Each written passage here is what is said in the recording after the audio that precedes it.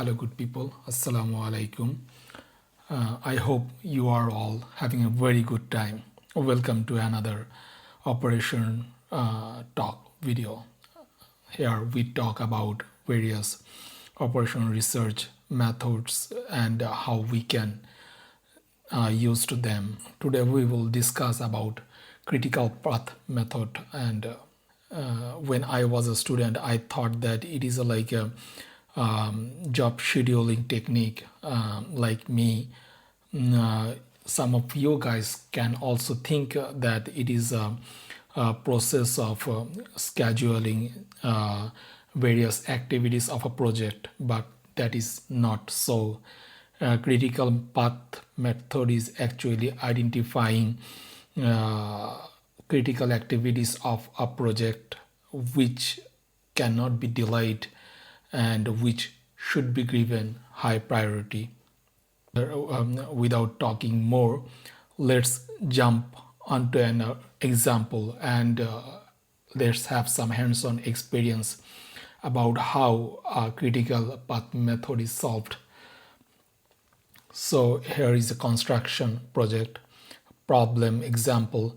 So in a construction project, in order to fulfill the whole project, there are a lot of activities that goes around. Some activities goes along, and some activities can only start after finishing the previous activities.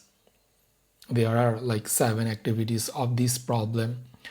Activity A is site clearing and preparation. Activity B is foundation work. Activity B can only start after finishing activity A, and activity B will take 60 days of duration.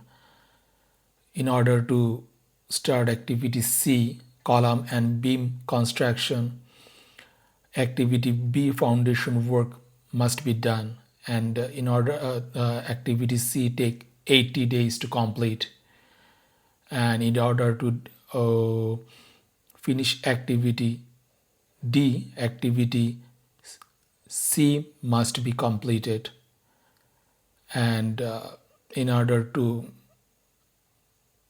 finish activity G, plastering and finishing, activity E, roofing work, and activity F, electrical and plumbing work must be done. So down below the left side, here are the chart that we discussed previous page, and let's start. Activity A can start immediately when you are ready to start your work. So the earliest start time of activity A is 0, and when I give arrow, this arrow is the length of the activity, and the length or the duration of activity A is 40 days. So activity B can only start after finishing activity A, and activity A takes 40 days. So activity B can start at 40th number of days. Here the rectangular box, I am writing the earliest start time of each activity. So again, activity C can only be done after finishing activity V, and activity B takes 60 days, and activity B starts at 40 days. So activity C will start at 100th days. We are just right now adding days with each activities passing. So again, after finishing activity C, we can start activity E and activity D. And activity C duration is 80 days. Activity C takes 80 days to be completed. So activity D can start after that 80 days. So 100, which was the starting date of activity C, plus 80. So 180 is the earliest starting date for activity D. Same goes for activity E. Pretty simple, right? So when we go to activity F says it can only start after finishing activity D. So activity D takes 70 days. So activity F will start 180 plus 70 is equal to 250 days.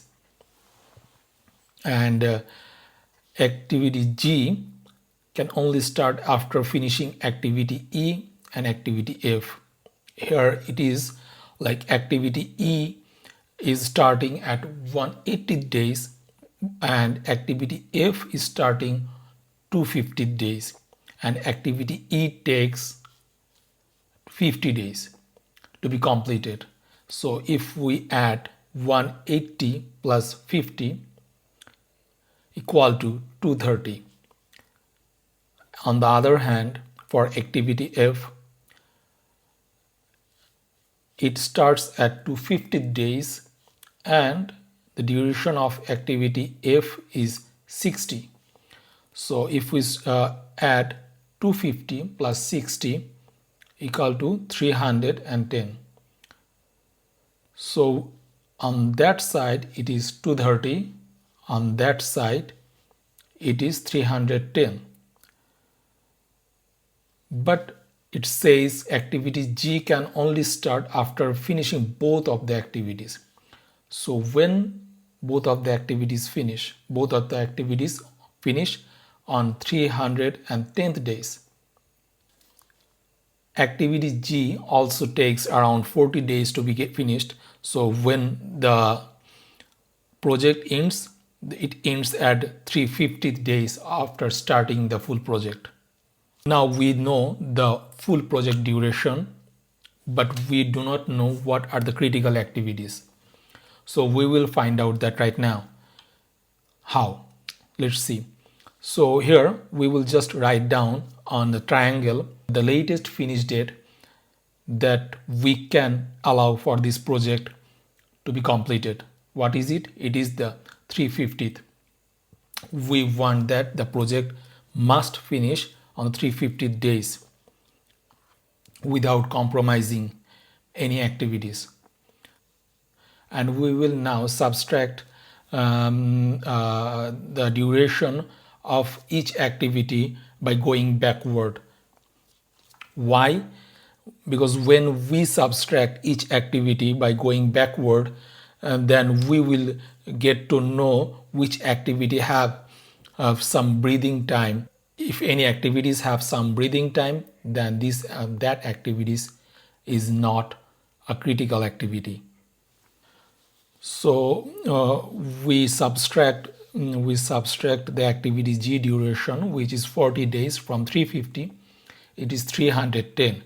So 310 is the latest start time that G can start, and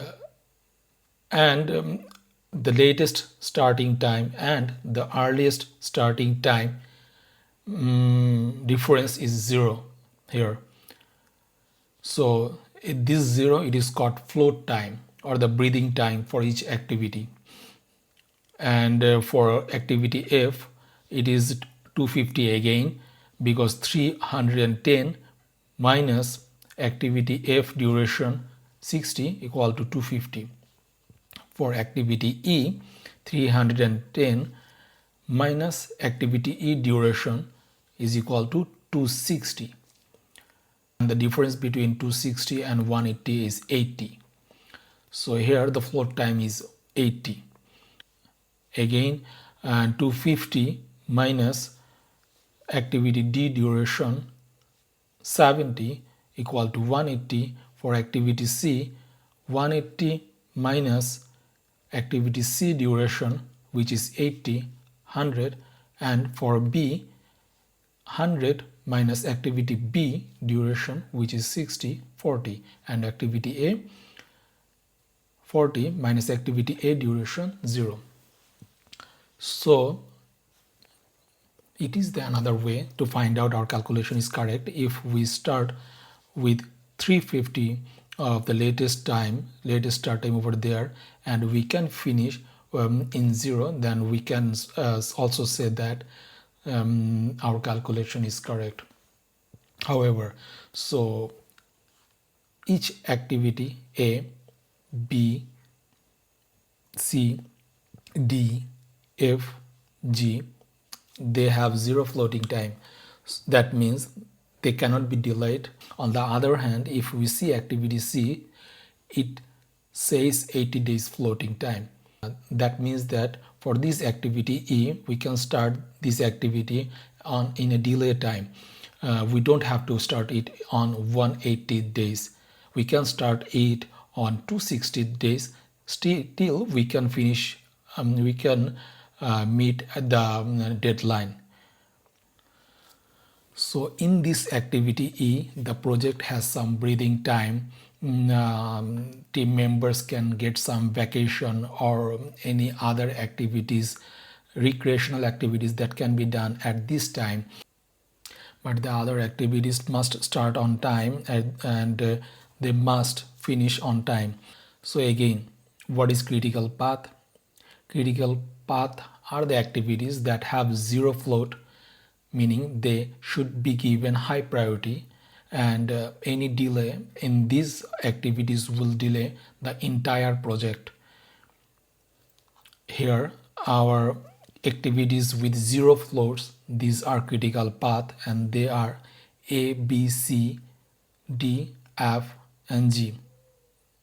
I hope you understand what is critical path and how to calculate this one in a project. Thank you so much for listening, and I welcome any kind of questions that pops up in your mind about this critical path method. And if you are new to this channel, then hey, I am Mehdi Hassan, and I make videos about different topics on operation research.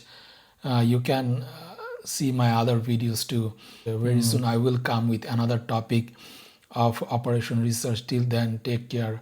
Bye bye. Allah Hafiz. Assalamu alaikum.